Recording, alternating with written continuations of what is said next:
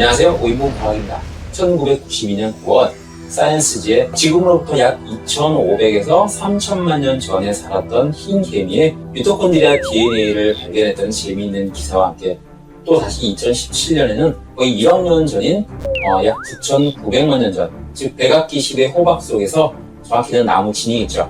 현미경과 컴퓨터 단층 촬영 등을 통해서 공룡 깃털과 함께 공룡의 피를 빨았을 것으로 예상이 되는 고대 진드기를 찾았다는 글이 네이처 커뮤니케이션즈에 실립니다. 네, 여기 보이시죠? 링크로 남겨놓겠습니다. 여기까지는 잘 아시는 1993년에 개봉했던 영화 쥬라기 공원의 내용과 아주 비슷한 질문이죠. 그래서 사람들의 관심을 더 끌었던 것 같습니다. 영화가 시리즈로 계속 나온 이후에 그동안 대학이든 다녔던 조금 현배가 있으신 분들은 학교에서 이 영화에 대한 감상문 수업이라는 언명을 받았던 기억이 다들 있으시죠?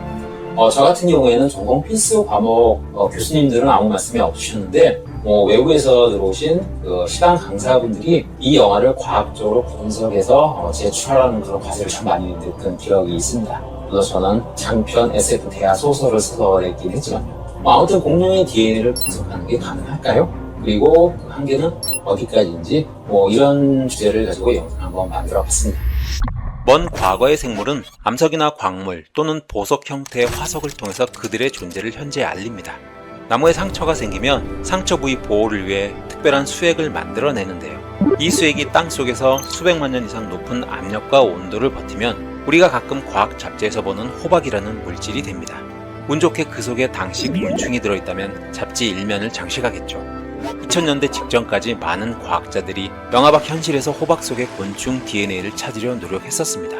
이전 사료 외에도 2021년에는 중국에서 약 1억 2,500만 년 전 살았던 공룡의 연골세포액에서 DNA가 들어있는 염색질과 유기분자 흔적을 찾았다는 기사가 네이처 자매지인 커뮤니케이션 바이올로지에 발표되기도 했었습니다. 어떤 동물이나 식물이 운 좋게 화석이 될 확률은 후하게 쳐도 대략 1% 미만으로 소수점 수준입니다. 국내 학자이신 이육남 교수님의 책 내용을 잠시 인용해보면 단세포부터 시작해서 지금까지 지구에 살았던 생물의 종은 약 10억 종 정도가 되는데 현재 지구의 단순히 계산으로 약 1천만 종 종이 살고 있다고 할 때 99%의 생물종은 사라졌고 나머지 1% 중에서도 찾아낸 화석이 20만 종밖에 되지 않는다고 합니다. 나머지들은 한 번도 존재를 드러내지 못한 채 세상과 이별이란 이야기죠. 생물이 죽은 뒤 바로 땅속에 묻히지 않으면 다른 동물이나 미생물에 의해 분해될 겁니다. 혹시 깊은 땅속에 묻힌다고 해도 지하의 높은 압력과 열이 이들을 가만히 놔두지 않겠죠. 보통의 경우 땅속에 묻힌 생물체의 부드러운 조직보다 단단한 부분이 더 오래 남을 텐데요. 이 위에 퇴적물이 쌓여 압력이 높아지면 이 조직에 흙과 물 같은 성분이 스며들고 화학 반응을 일으킵니다.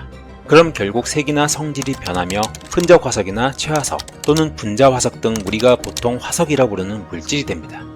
화석의 삶도 인간처럼 운빨이 중요한데요. 지하 세계를 탈출해서 인간의 눈에 보이는 지표로 나와야 하는데 이 정도면 정말 천운을 타고난 녀석들입니다. 수백만 년 또는 수천만 년 전 화석화된 물질에서 이들의 화학물질, 즉 생체 고분자들이 온전히 보존된 시료를 찾는다는 건 정말 로또 당첨에 비할 수 있다는 생각이 드네요.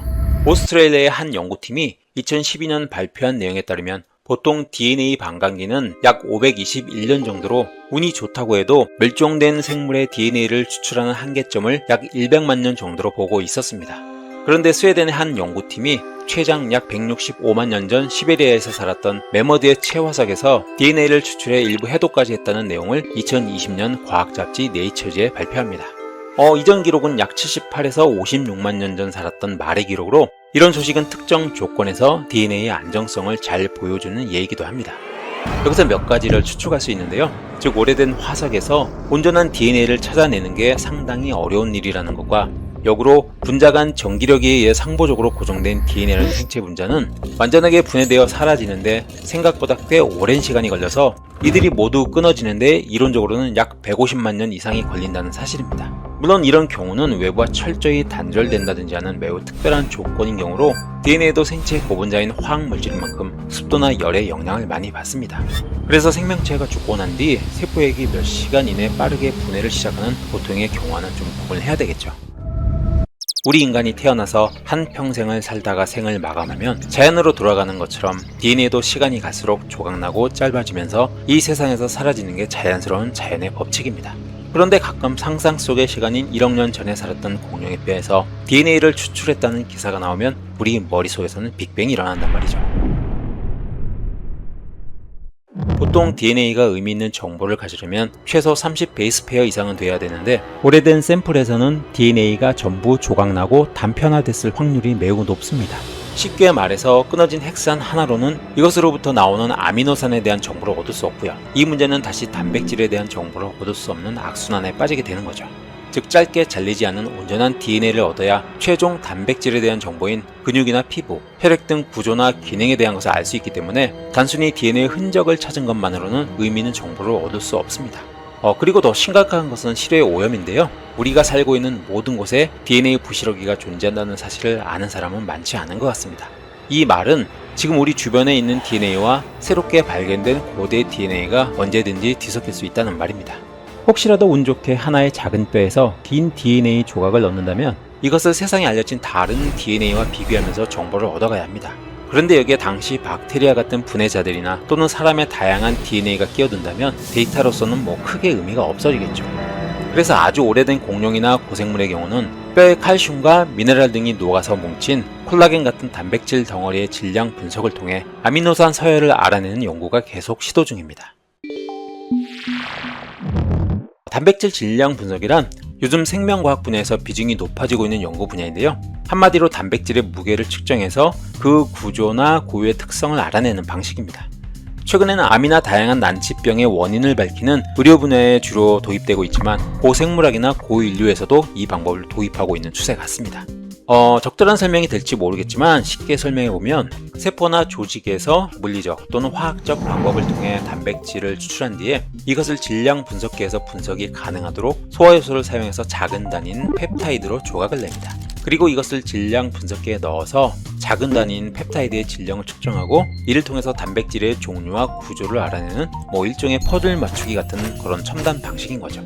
물론 이 방법도 화학적 변형이나 오염에 대한 문제는 항상 가지고 있어서요. 이런 다양한 오염 문제를 해결하기 위해서 규모가 큰 연구실에서는 거의 병원급 뮤균실을 만들어서 연구를 진행하고 있습니다. 이렇게 정성을 들여서 연구를 하고 있지만 다른 연구 분야에 비해서 성공 사례가 사실 그렇게 많은 편은 아니라고 하네요. 즉 일정 시기를 넘어가는 공룡 같은 오래된 시료에서는 온전한 DNA를 추출하는 게 상당히 어렵기 때문에 DNA보다 단단하고 오래가는 콜라겐 같은 단백질 덩어리에서 아미노산 서열을 분석하고 이를 통해 과거 생물의 족보인 개통을 밝히거나 공룡과 현대 조류 사이의 진화적 관계를 추론하는 등 그들의 생리적 특성이나 조직의 구조 등을 파악하는 거죠. 이런 것을 하는 분야가 바로 고유전체학이나 고단백체학입니다. 오늘 이 영상을 통해서 뉴스나 과학 잡지에 나오는 공룡이나 고생물에 대한 소식을 조금 더 쉽게 이해할 수 있었으면 좋겠습니다. 구독과 좋아요 아시죠? 고맙습니다. 5인분 과학이었습니다.